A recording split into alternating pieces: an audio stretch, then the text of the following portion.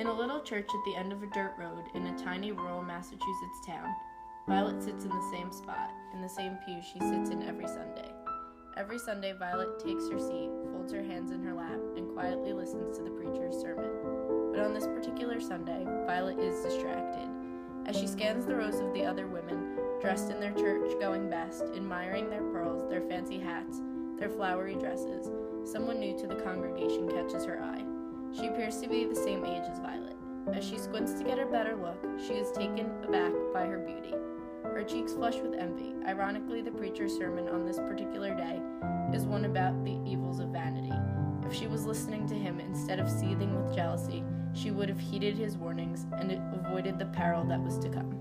Beware of practicing your righteousness before other people in order to be seen by them, for then you will have no reward from your Father who is in heaven. Thus, when you give to the needy, sound no trumpet before you, as the hypocrites do in the synagogues and in the streets, that they may be praised by others. Truly, I say to you, they have received their reward. But when you give to the needy, do not let your left hand know what your right hand is doing, so that your giving may be in secret, and your Father who sees in secret will reward you. And when you pray, you must not be like the hypocrites, for they love to stand and pray in the synagogues and at the street corners, that they may be seen by others. Truly, I say to you, they have received their reward. The outward appearance, but the Lord looks on the heart. And you, O desolate one, what do you mean that you dress in scarlet, that you adorn yourself with ornaments of gold, that you enlarge your eyes with paint? In vain your beauty yourself. Your lovers despise you, they seek your life. For while bodily training is of some value, godliness is of value in every way. When the final note of the last hymn was sung, the congregation made its way outside. In an attempt to learn more about the newcomer, Violet approaches her. Hello, my name is Violet. Are you new to our little church? Oh, well, yes I am. I was just passing through town. I'm from the Deep South. I didn't really know what to expect from the sermon today, but I did quite enjoy it. What an important lesson for us all. Was it? I wasn't quite paying attention today as much as I usually do. To be honest, I was quite taken aback about how different you are, how beautiful you are. It seems like you could never age. Oh, I thank you. You are much too kind. You know, I really don't share my secrets with everyone, but perhaps if we got to know each other a little better, I could let you in on the secret to timeless beauty. Would you care to come with me? I'll tell you all about it.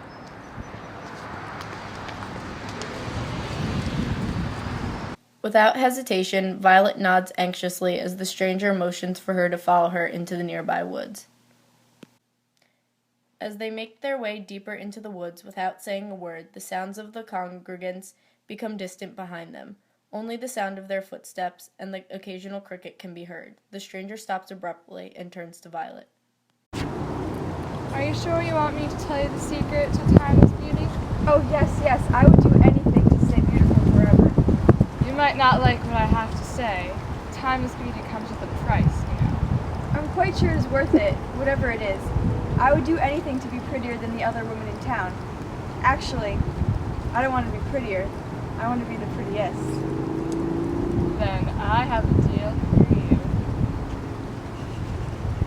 The following Sunday, Violet again follows the ritual of attending church. The stranger she met a week ago is not in attendance. Violet assumes she has moved on to whatever her final destination was. After the sermon, as the congregation gathers to chat outside the church, Violet decides to invite one of the women over for an afternoon tea. Wow, that dark, gloomy castle really looks different today. Yeah, they've really fixed it up. Have you read the new Edgar Allan Poe poem? Yeah, it really touched my soul like the sermon did. Do you want to come over? Yes, please. Let's talk about the sermon. Let's go right now. Let's go. Sitting in her living room later that day, the two women engage in conversation about TV, the weather, and other unimportant subjects. I'm so glad the snow is finally melting. What a long winter we've had. I know, I think I've seen some flowers blooming. And it stays much lighter out during the evening. I know, I always think I look better once I get a little color from the sun. Speaking of looks, I can't quite put my finger on it, but you look different. Quite stunning. Quite radiant, actually. I don't think there's anyone as beautiful as you in the whole entire town. Violet flushes with both embarrassment and with an overwhelming sense of excitement. This is exactly the words she has wanted to hear, what she hoped she'd hear, especially after her recent encounter. Violet excuses herself from her company and says she'll return in a few moments. She can hardly contain herself as she rushes to the nearby bathroom to take a quick glimpse of herself in the mirror. Of course, she wants to see the change her friend has noticed in her, but when she flicks on the lights and stares ahead, she is puzzled by the reflection. Nothing at all seems different. She looks and thinks she appears exactly the same. Dear Diary, I just want to be perfect. I thought I would be. I thought after I met that stranger and agreed to let her help me that I would see a change. I don't. Every time I look in the mirror, I'm disappointed. Oddly, though, other people notice. Something, anyway. What do they see that I don't? Upset, Violet sighs heavily, closes her journal, and returns to the other room. Violet rejoins the woman on the couch, and they continue to drink their tea and long for the impending summer. Could it be that I'm getting older? Uglier? It's been 5 years since I made the deal with that stranger in the woods. I cannot spend another moment living like this. This is not a blessing. It's a curse to appear beautiful to everyone but myself. Why? Why did this have to happen to me? Perhaps she can find the stranger and beg her to reverse the wretched curse she put on her. She wastes no time heading back to the woods near the church where she spoke to the stranger that fateful day. She calls out frantically, not really expecting for the woman to appear, but desperate for a way to reach out to her. Could you be here? Can you hear me?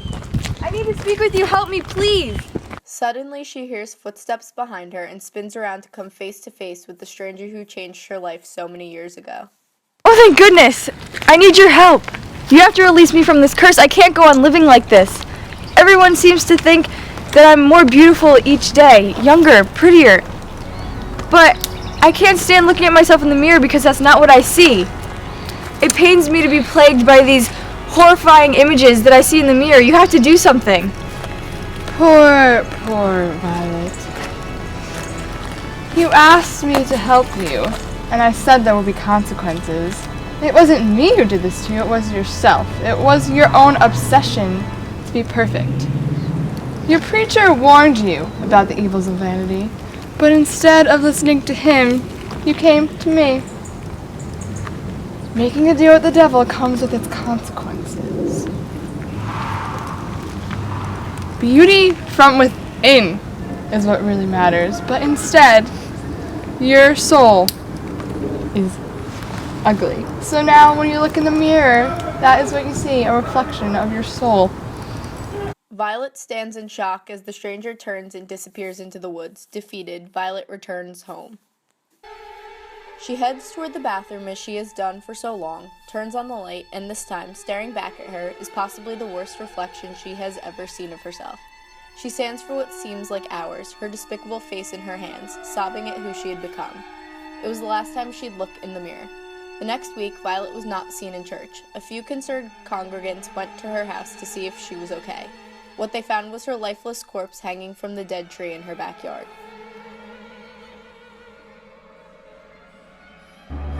Honey, hurry up! You're gonna be late for school! Okay, Mom, just let me wash my face.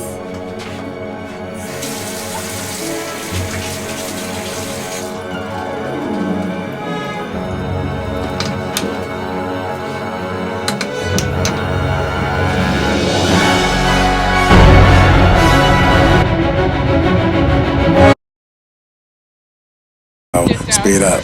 Gas pedal.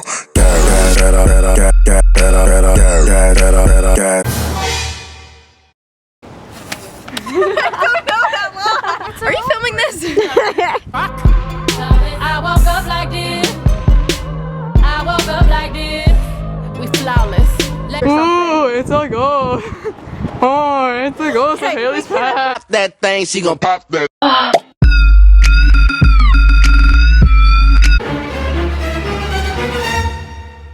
That is what you see, a reflection of your soul.